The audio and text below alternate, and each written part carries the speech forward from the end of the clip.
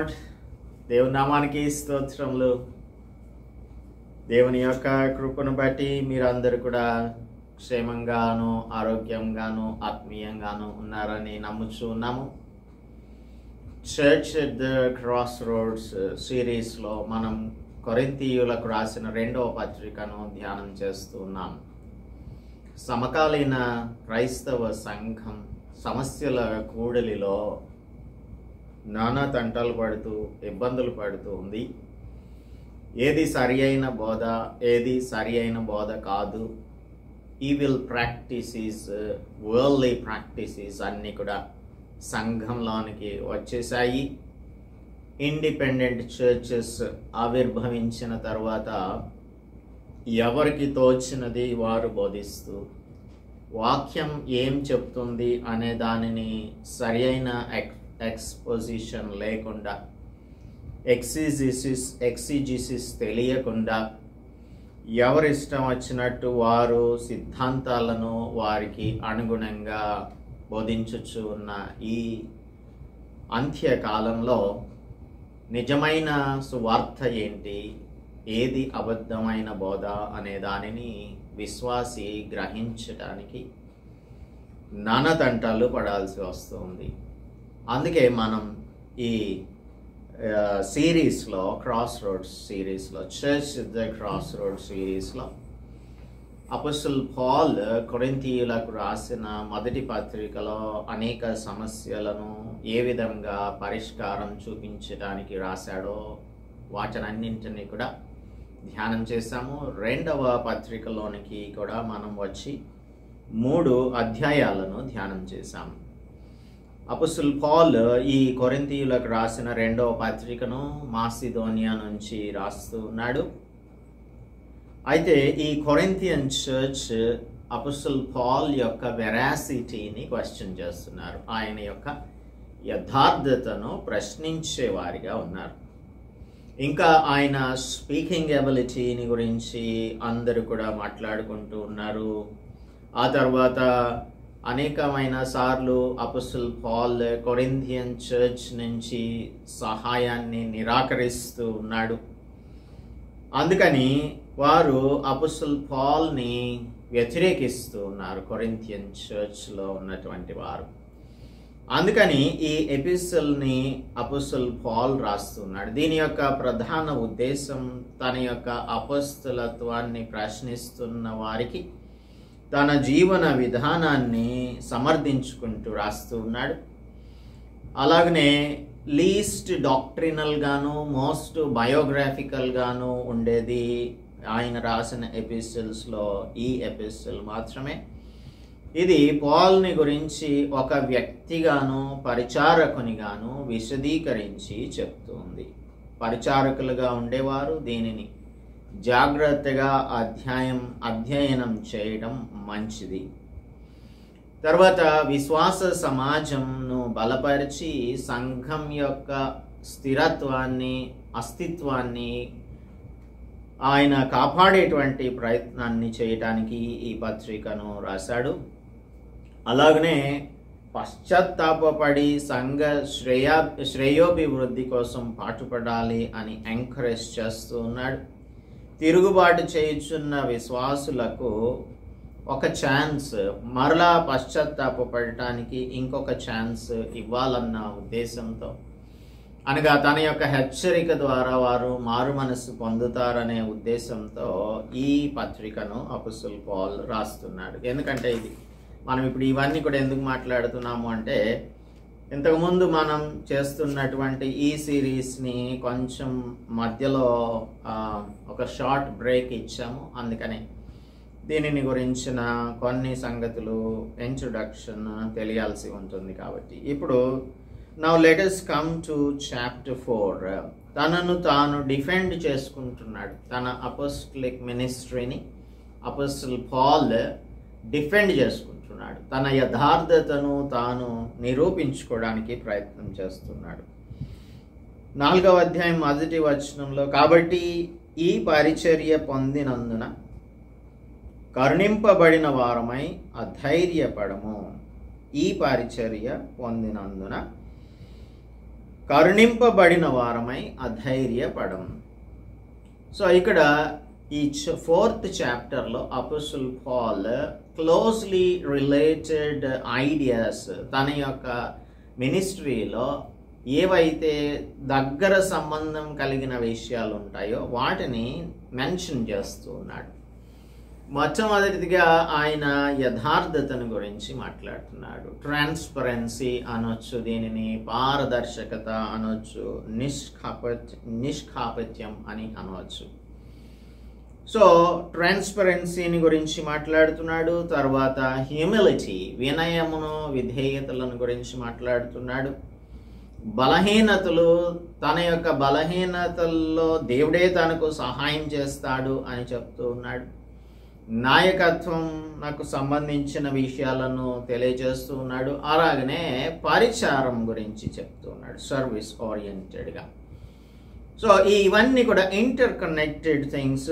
Real life సిచ్యువేషన్లో, ఆత్మీయ జీవితంలో, మన దైనందిన కార్యక్రమాలలోనూ సందర్భాలన్నింటిలోనూ కూడా వీటన్నింటినీ మనం తెలుసుకోవాల్సి ఉంటుంది అని వీటిని అన్నింటినీ కూడా ఒకచోట చేర్చి చెప్తూ ఉన్నాడు.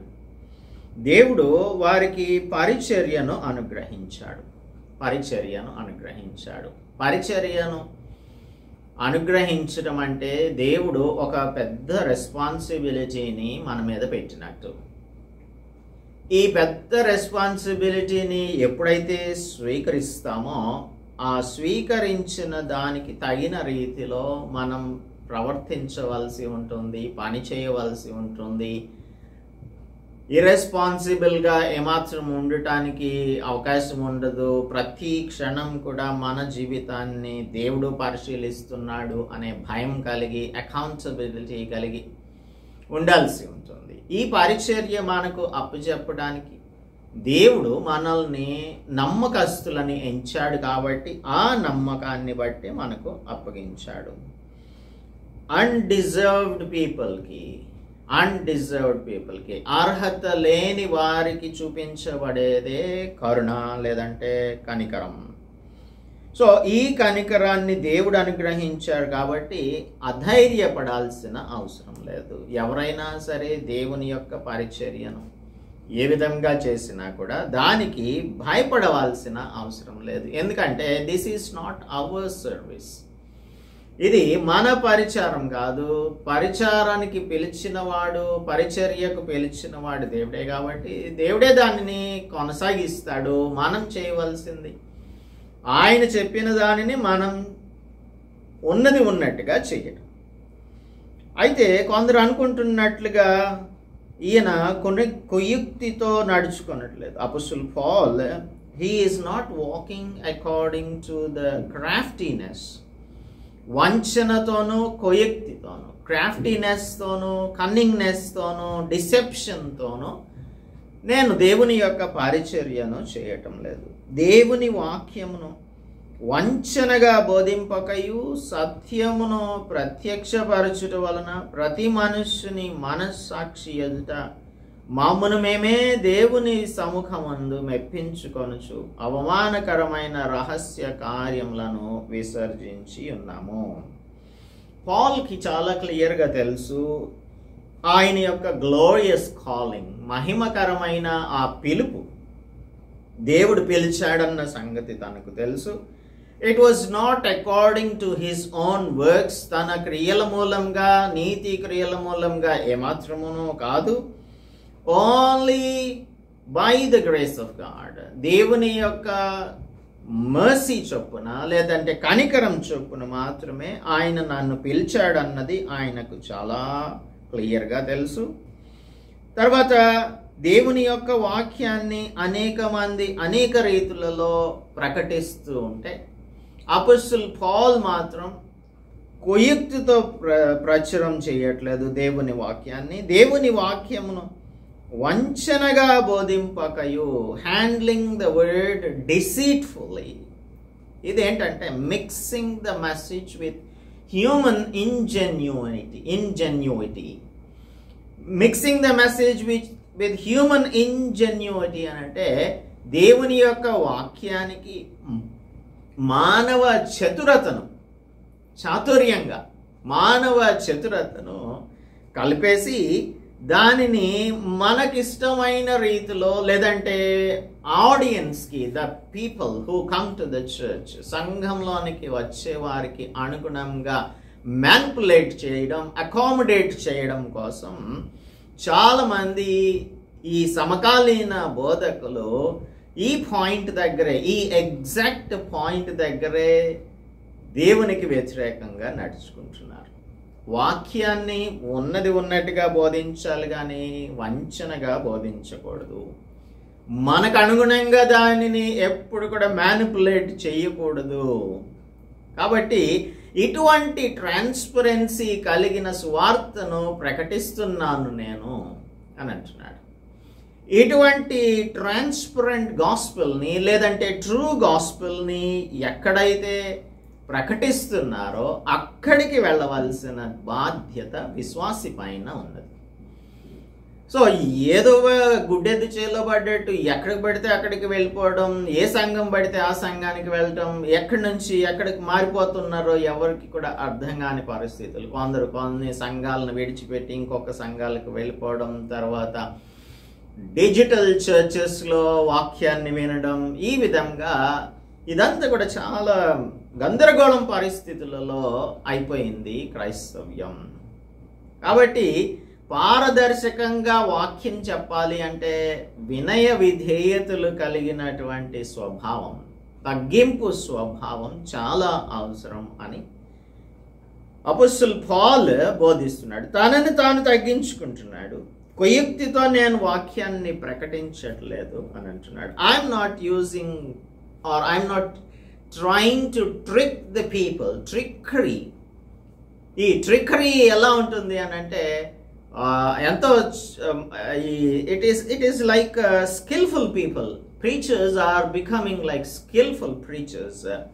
అది మోటివేషనల్ స్పీకర్స్ ఉంటారు కదా, వారు ఇహలోక సంబంధమైన విషయాలు, you can do anything, you can do better అని, there is nothing impossible to you, you can have it, you can do it, you can gain it, you are born for victory అని ఈ విధమైనటువంటి స్లోగన్స్తో వారు అనేకమైన motivational స్పీచెస్ని ఇహలోక సంబంధమైన వారు ఇస్తూ ఉంటారు. అలాగూ క్రైస్తవ పరిచారకులు అయిపోయారు, క్రైస్తవ బోధకులు అయిపోయారు. Cunning craftiness to achieve their specific or to achieve their selfish goals. వారికి కొన్ని మోటివ్స్ ఉంటాయి. ఆ మోటివ్స్ని, వారి ఉద్దేశాలను నెరవేర్చుకొనుటకు గాను వారు ప్రజలను మభ్యపెట్టేసి, ప్రజలను మాయ చేసి, కుయుక్తితో, వంచనతో దేవుని యొక్క వాక్యమును ప్రకటిస్తూ ఉన్నారు. మేమైతే సత్యమును ప్రకటిస్తున్నాం. సత్యమును ప్రత్యక్షపరచుట వలన, the manifestation of the truth. What is truth? సత్యం అనగానేమి అనే దానిని మేము ప్రకటిస్తూ ఉన్నాము. ప్రతి మనుష్యుడు ఎవరైతే అపోస్తలుడు పౌలుని చూస్తున్నారు, be it the congregation at కొరింతులోని సంఘం అవ్వచ్చు, ఫిలిప్పీలో ఉన్న సంఘం కావచ్చు, కొలసీలో ఉన్న సంఘం, తెసలోనికలో ఉన్న సంఘం, ఏ సంఘం అయినప్పటికీ కూడా అపోస్తలుడు పౌల్ని ఎవ్వరు కూడా క్రాఫ్టీగా బిహేవ్ చేస్తున్నావు అని వారు అనుకోవడానికి వారి మనస్సాక్షి ఎక్కడ ఒప్పుకోదు. మనుషుల యొక్క మనస్సాక్షి ఎదుట, మనుషుల మనస్సాక్షి కంటే దేవుని యొక్క సముఖంలో మనం మెప్పు పొందడం అనేది చాలా ప్రాముఖ్యమని ఇక్కడ తన యొక్క ఇంటిగ్రిటీని గురించి మాట్లాడుతున్నాడు. తన వాక్యంలో ఉన్న యథార్థత, తన పరిచర్యలో ఉన్న నిబద్ధత, చిత్తశుద్ధి, సరళత, నైతిక నిష్ఠ, నిష్కాపట్యాన్ని గురించి మాట్లాడుతున్నాడు. There are no hidden mysteries. ఇక్కడ మర్మాలంటూ ఏం లేవు. నేను మీకు మర్మాలని బోధిస్తాను రండి, నాకు దేవుడు మర్మాలని బోధించాడు, ఆ మర్మాలని మీకు నేను చెప్తాను రండి అని ఆయన ఎవరిని కూడా పిలవట్లేదు. ఈ దినాలలో చాలామంది బోధకులు దేవునితో మాట్లాడి చెప్తామని, మర్మాలను బోధిస్తామని అంటున్న రీతిలో మర్మమైన భాషలు, అర్థం కాని భాషలు మాట్లాడుతూ చెప్తున్నటువంటి ఆ వాక్యాలలో సత్యం లేదు.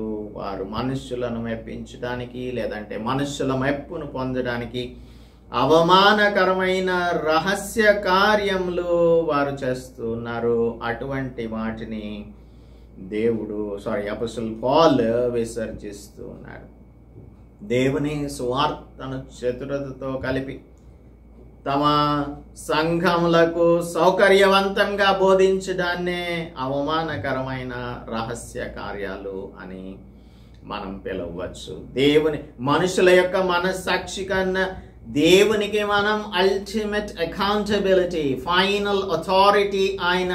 కాబట్టి ఆయనకు మనం జవాబుదారులుగా ఉండాలి. జవాబుదారీతనం, అకౌంటబిలిటీ ఉంది అనే దానిని అపోస్తలుడు పౌలు ఇక్కడ మనకు స్పష్టంగా తెలియజేస్తున్నారు. కనుక దేవుని యొక్క మాటలను బోధించేవారు అకౌంటబుల్గా ఉండాలి. ఎందుకంటే దేవుడు ప్రతి దానిని కూడా ఆయన తీర్పులోనికి తీసుకొని వస్తాడు.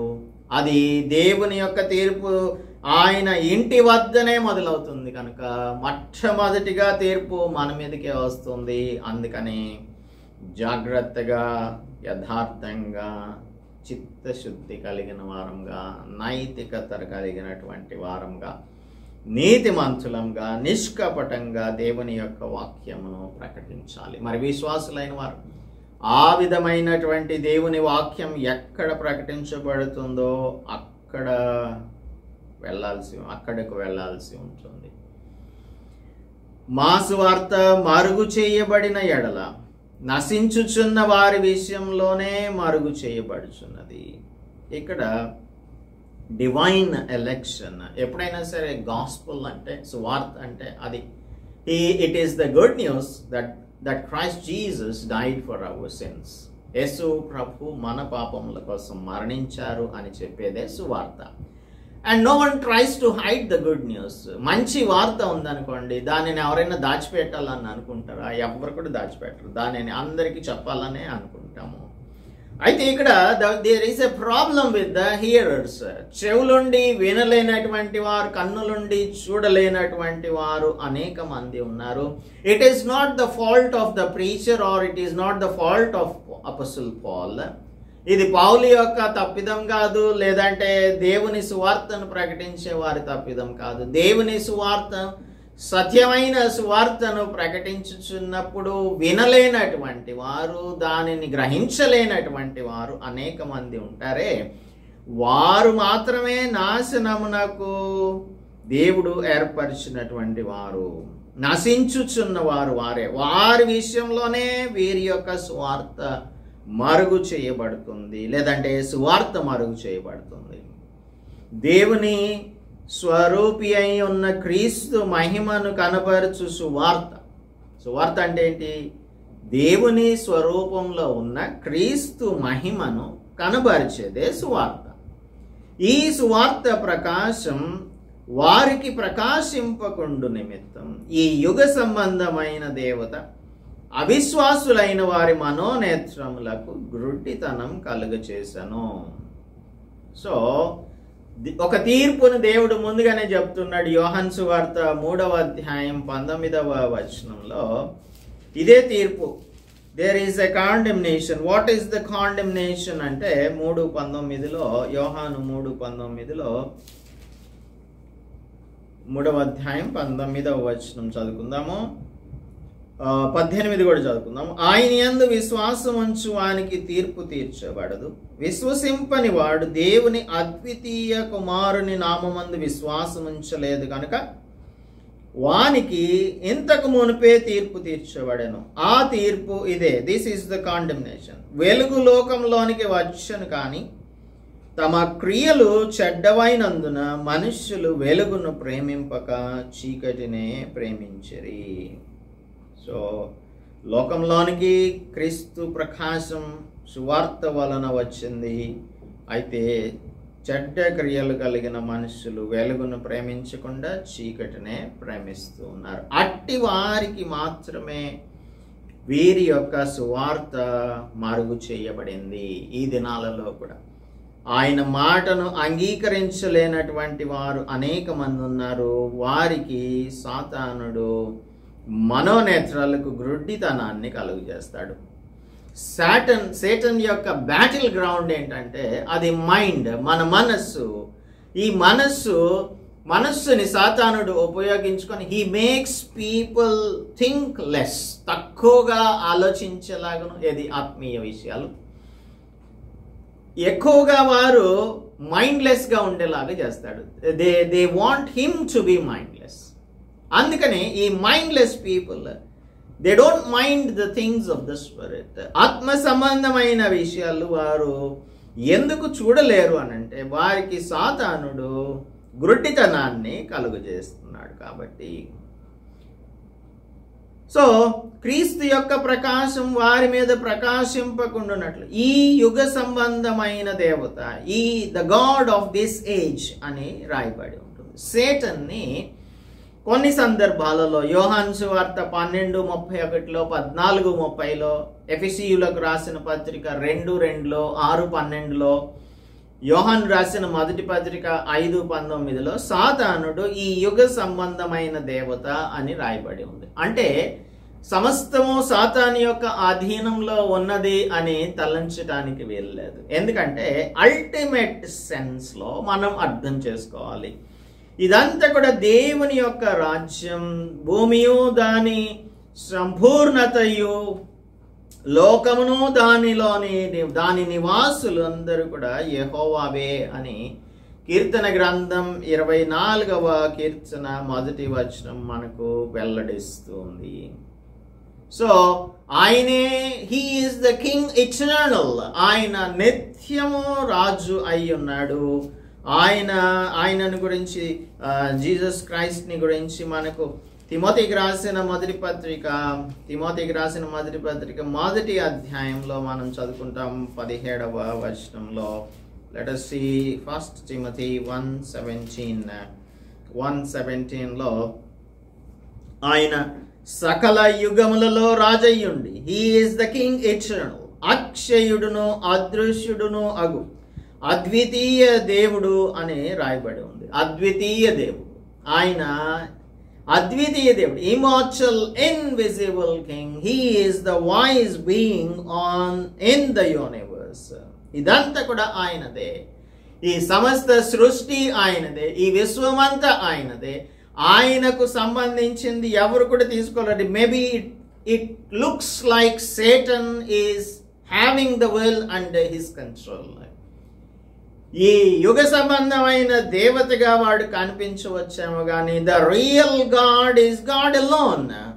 లూకాసు వార్తలో సాతాను అనగా శోధకుడు దేవునికి, జీసస్ క్రైస్ట్కి కొన్ని టెస్ట్స్ పెడుతూ ఉన్నాడు, పరీక్షిస్తూ ఉన్నాడు, శోధిస్తూ ఉన్నాడు టెంప్టర్. ఈ శోధనలో యేసు ప్రభువు చక్కగా సమాధానం ఇస్తూ ఉన్నాడు. అపవాది అంటున్నాడు, నీవు దేవుని కుమారుడు అయితే రొట్టె అగునట్లు ఈ రాళ్లను చేసుకొని తినమంటే మనుషుడు రొట్టె వల్ల మాత్రం జీవించడు అని చెప్పాడు. ఆ తర్వాత 6వ వచనంలో ఈ అధికారం అంతయు, అంటే ఇక్కడ ఉన్న రాజ్యాలు, భూలోక రాజ్యాలన్నింటినీ కూడా చూపించి 1 నిమిషంలో ఆయనకు చూపించి, ఈ అధికారం అంతయు ఈ రాజ్యముల మహిమయు నీకు ఇస్తును, అది నాకు అప్పగింపబడి ఉన్నది. Who gave him? ఎవరు ఇవ్వలేదు అనుకుంటున్నాడు. అది ఎవరికి నేను ఇవ్వాలనుకుంటానో వానికి ఇస్తాను, నువ్వు నాకు ఒకసారి మొక్కితే అనంటే నీ దేవుడైన ప్రభు నాకు మొక్కి ఆయనను మాత్రం సేవించాలి అని యేసు ప్రభు చెప్పాడు. So nothing is belonging to Satan, but everything belongs to God alone. God alone is the king of the ages. కాబట్టి ఈ యుగ సంబంధమైన దేవత అంటే everything is under his control అని చెప్పడానికి లేదు. What ever God wants to do in this universe, he is the ultimate authority. సకల యుగములలో రాజు, అక్షయుడు, అదృశ్యుడు, అద్వితీయ దేవుడు. సో ఎప్పుడైతే క్రీస్తు మహిమను కనపరచు సువార్త ప్రకాశం మనుషుల మీదకి వస్తుందో అప్పుడు వారు క్రీస్తును తెలుసుకోగలుగుతారు. అపోస్తలుడు పాల్ కూడా once he was a blind man, ఆత్మీయంగా గుడ్డితనంలో ఉంటూ ఉన్నాడు. Completely blind to the truth, సత్యం అంటే ఏంటో తనకు తెలియదు. అప్పుడు దమస్కు మార్గంలో దేవుడు తనకు ప్రత్యక్షమయ్యి తనకు దేవుడు ఫస్ట్ టైం అసలు బ్లైండ్నెస్ అంటే ఏంటో తెలియపరిచాడు. ఆ తర్వాత అననీయ ప్రార్థన చేసినప్పుడు తన యొక్క కన్నుల నుండి పొరలు విడిపోయాయి. అప్పుడు దేవుడు తనకు ఆత్మీయ విషయాలన్నింటినీ కూడా బోధించి నీవు నా కోసము పని చెయ్యాలి అని అతనికి తెలియజేశాడు. ఇశ్రాయేలు ఎదుట అందుకు ప్రభువు నీవు వెళ్ళము, అన్యజనుల ఎదుటను రాజుల ఎదుటను ఇశ్రాయేలీయుల ఎదుటను నా నామమును భరించుటకు ఇతడు నేను ఏర్పరచుకున్న సాధనమై ఉన్నాడు అని చెప్పి పాల్ని గురించి అననీయాస్కి చెప్పాడు. సో దేవుని యొక్క ఉద్దేశం ఏంటో తనకు ఆయన యొక్క సువార్త, ఆయన యొక్క ప్రకాశం కనిపించినప్పుడు, వెలుగు కనిపించినప్పుడు అర్థమైంది. 5వ వచనం, అంధకారంలో నుండి వెలుగు ప్రకాశించునుగాక అని పలికిన దేవుడే తన మహిమను గూర్చిన జ్ఞానం యేసు క్రీస్తునందు వెల్లడిపరచుటకు మా హృదయములలో ప్రకాశించెను. This is Paul's personal experience, the way when he was on the way to Damascus, క్రైస్తవులను హింసించడానికి అధికార పత్రాలను తీసుకొని దమస్కు మార్గంలో వెళుతుండగా యేసు ప్రభువు ప్రత్యక్షమయ్యాడు, తనతో మాట్లాడాడు. ఆ వెలుగు ఆయనకు ప్రత్యక్షమైంది, తన హృదయంలో ప్రకాశించింది. అంధకారంలో నుండి వెలుగు ప్రకాశించునుగాక, లెట్ దేర్ బి లైట్ అని చెప్పాడు కదా. ఆదికాండం 1వ అధ్యాయంలో మనం చదువుకుంటాం. చీకటి అగాధ జలములపై కమ్మి ఉండెను, దేవుడు వెలుగు కమ్మని పలకగా వెలుగు కలిగెను అని రాయబడి ఉంటుంది అక్కడ. ఆ వెలుగు తన హృదయంలో ప్రకాశించింది. ఎవరైతే దేవుని యొక్క సువార్తను వింటారో అప్పుడు వారి హృదయములలో వెలుగు ప్రకాశిస్తుంది. కనుక మేము మమ్మును గూర్చి ప్రకటించుకొనటలేదు, చాలా చోట్ల ప్రకటించబడుతున్న సువార్త, the so called preaching of the gospel ఏంటి అంటే సొంతాన్ని గురించి చెప్పుకునేటువంటి సువార్తగా, నేను అది చేశాను, ఇది చేశాను, నేను ప్రార్థన చేస్తే వర్షం అయిపోయింది, నేను ప్రార్థన చేస్తే స్వస్థతలు వచ్చాయి, నేను ప్రార్థన చేస్తే ఉద్యోగాలు వచ్చాయి, ఈ సంఘానికి వస్తే ఆ మంచి జరిగింది, ఈ మేలు జరిగింది, మీరు కూడా రండి. ఇది ఇప్పుడు జరుగుతున్నటువంటి సువార్త. These are all the things that are called selfish motives. కాబట్టి స్వార్థపరమైన సువార్త కాదు, నిస్వార్థమైన సువార్తను, నిష్కపటమైన సువార్తను ప్రకటిస్తున్నాము. క్రీస్తు యేసును గూర్చి, ఆయన ప్రభు అనియు మమ్మను గూర్చి యేసు నిమిత్తం మేము పరిచారకులమనియు ప్రకటించుచున్నాము. We don't have any authority. The only authority is from the Lord alone. ఆయనే ఏదైనా చేయగలడు, ఆయనే మనుషులను మార్చగలడు, ఆయనే గ్రుడ్డి వారికి కన్నులు అనుగ్రహించగలడు, మనోనేత్రములు మూయబడి ఉన్న వారి యొక్క నేత్రాలను ఆయన తెరవగలడు. మనుషుల్లో ఏం లేదు. దేవుని వాక్యం బోధించడానికి ఒక ఆయుధంగాను, ఒక టూల్గా దేవుడు వినియోగించుకుంటున్నాడు సువార్థికులను, పాస్టర్స్ని, ప్రీచర్స్ని. అంతేగాని మనుషులలో మాలో ఏమి కూడా ప్రత్యేకత అంటూ ఏం లేదు. The only thing is it is given by God and the same thing is preached unto you. అదే విషయాన్ని బోధించాల్సి ఉంటుంది. యేసు నిమిత్తం మేము పరిచారకులంగా ఉన్నాము, మేము అదే ప్రకటిస్తున్నాము. No funny experiences, no personal experiences, సొంత అనుభవాలు కానీ, పిట్ట కథలు కానీ, కట్టు కథలు కానీ, కాకిన్బుల్ స్టోరీస్ కానీ, వానికి మాలిన విషయాలను కానీ సువార్తలో ప్రకటించుచు ఉంటే అది సత్యమైన సువార్త ఏమాత్రమును కానే కాదు. మన సెల్ఫిష్ మోటివ్స్ని, మనకున్న సొంత ఆలోచనలను, ఉద్దేశాలను, కోరికలను తీర్చుకోవడానికి బోధించేది సువార్త కాదు, అది దుర్వార్త అవుతుంది. కనుక మనం ఎటువంటి ట్రాప్స్లో పడిపోకూడదు అని దేవుడు మనకు ఈ ఉదయకాలం మందు హెచ్చరిస్తూ ఉన్నాడు. సో నిజమైన విశ్వాసిగా నీవు ఉండాలి అంటే సత్య సువార్తను ప్రకటించుచు ఉన్నప్పుడు దానిని అర్థం చేసుకో. ఎవరైతే అబద్ధమైన బోధలను చేస్తున్నారో వారిని విడిచిపెట్టకపోతే దేవుని యొక్క ఉగ్రతకు మనం లోనవుతామని ఈ ఉదయకాలమందు దేవుడు మనలను హెచ్చరిస్తూ ఉన్నాడు. నిష్కపటంగా ఎక్కడైతే సువార్త ప్రకటించబడుతుందో ట్రాన్స్పరెంట్ గాస్పుల్, ట్రూ గాస్పుల్, ఆ సంఘానికి వెళ్దాం, ఆ సంఘంలో మనం ఉందాం, దేవుని యొక్క ఆశీర్వాదాలను పొందుకుందాం. అందుకు దేవుడు మనకు సహాయం చేయనుగాక.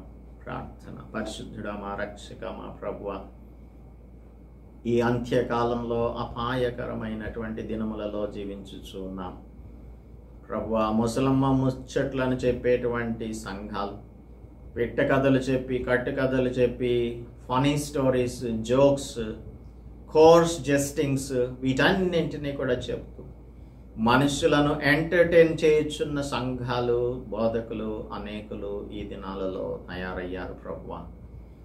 నాయన, మీ సత్య సువార్తను ప్రకటించగలిగేటువంటి మీ బిడ్డలను మీరు ఏర్పరచుకొనండి.